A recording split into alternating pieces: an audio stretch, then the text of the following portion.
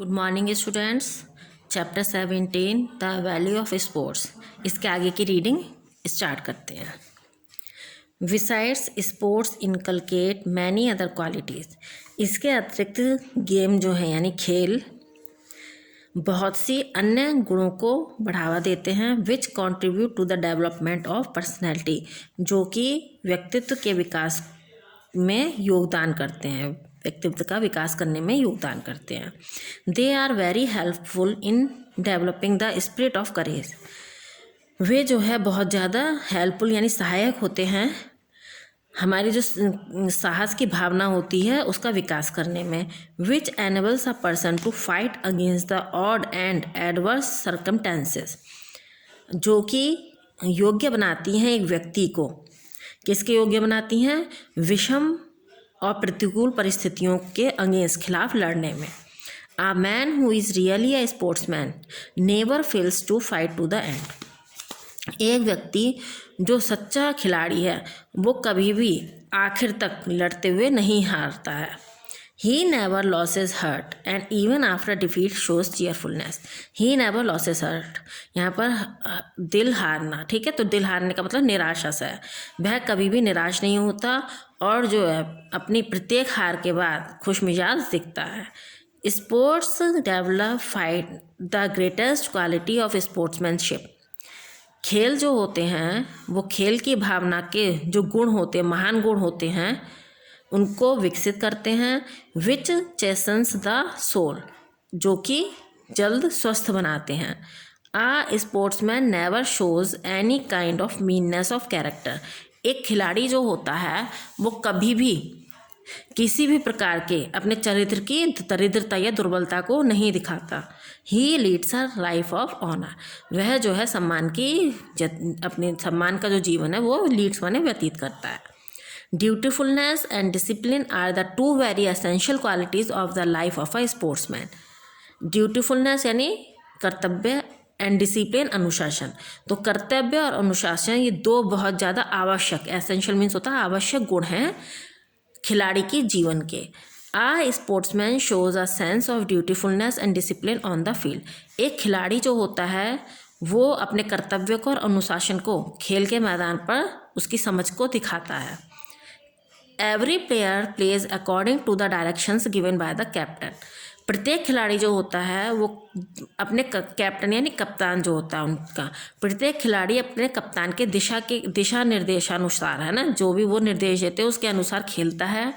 True sportsmanship includes discipline, obedience and dutifulness, जो सच्ची खेल की भावना होती है उसमें क्या क्या उसमें शामिल होते हैं? डिसिप्लिन यानी अनुशासन, ओबीडियंस यानी आज्ञा का पालन करना, एंड ड्यूटीफुलनेस और कर्तव्य।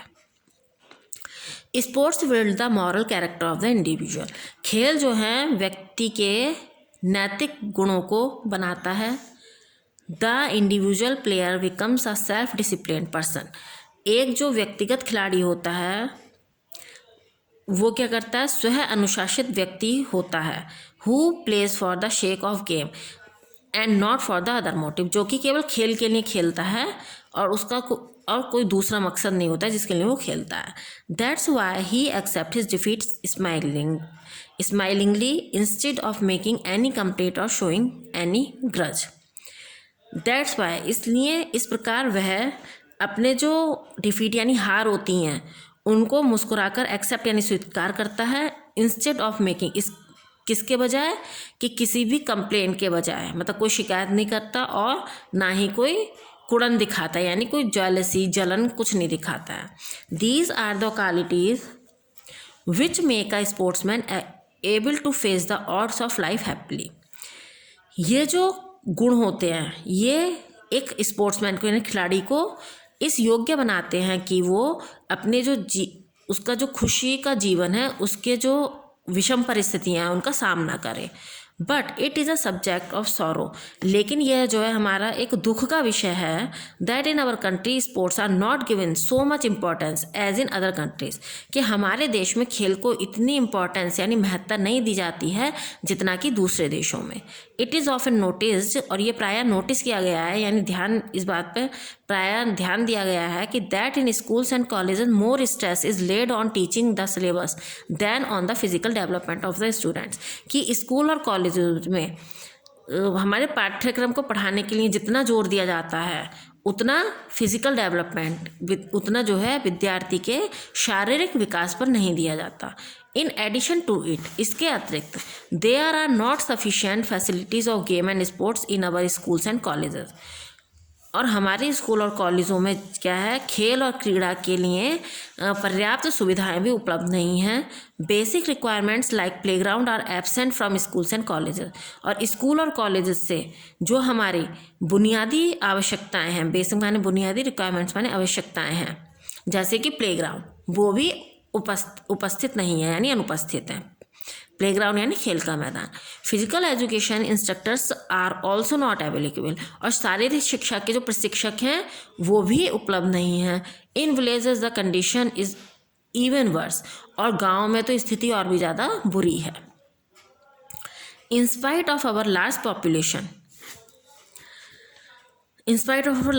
पॉपुलेशन, हमारी बहुत बड़ी जनसंख्या के कारण we have not been able to produce world class sportsman sportswomen, हम जो हैं देश को बहुत अच्छे, हम जो है वर्ल्ड क्लास यानी संसार के लेवल के स्पोर्ट्समैन और स्पोर्ट्स वुमेन, ठीक है, यानी लेडीज़ भी खेलती हैं ना और जेंट्स भी खेलते हैं, तो स्पोर्ट्समैन और स्पोर्ट्स वीमन हम अवेलेबल नहीं करवा सकते, योग्य नहीं बना सकते। This is the reason behind our poor performance in the Olympic and Asian games, और ओलंपिक और एशियन गेम्स जो होते हैं, है ना, उसमें हमारे खराब प्रदर्शन के पीछे एक सबसे बड़ा कारण यह है। Therefore, there is the need to give due importance to the sports in our country, इसलिए हमारे देश में खेल को महत्ता देने की ज़रूरत है।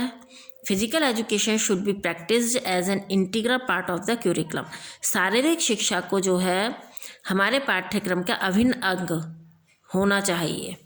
Most of the parents think that if their children take active part in sports, बहुत से पेरेंट्स ये सोचते हैं कि यदि हमारे बच्चे खेल में पार्टिसिपेट करेंगे, ठीक है, खेल में अपनी एक्टिव रहेंगे, सक्रिय होंगे, they are wasting their time and energy, तो वे क्या करेंगे, अपने समय और ताकत को बर्बाद कर रहेंगे।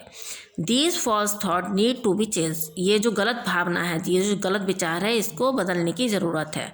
दे should be explained that physical development is an important as intellectual development, उन्हें ये विस्तृत रूप से समझाना पड़ेगा। एक्सप्लेन माने उन्हें ये समझाना चाहिए कि शारीरिक विकास जो है वो भी उतना ही महत्वपूर्ण है जितना कि बौद्धिक विकास। इंटेलेक्चुअल माने बौद्धिक यानी दिमाग, ठीक है, जो हम पढ़ाई करते हैं वो वाली। Students having natural interest in games and sports should be encouraged and give full facility, students विद्यार्थी जो प्राकृतिक रुचि रखते हैं खेल में और क्रीड़ा में, उनका हमें साहस बढ़ाना चाहिए और उनको पूरी सुविधाएं देनी चाहिए। Physical education should be made compulsory, शारीरिक शिक्षा को जो है अनिवार्य बना देना चाहिए। ठीक है बेटा, ये इसकी आज आपके 17 चैप्टर की रीडिंग पूरी हो गई है। अब इसकी नेक्स्ट टर्न पर हम इसका वर्क आपको भेजेंगे।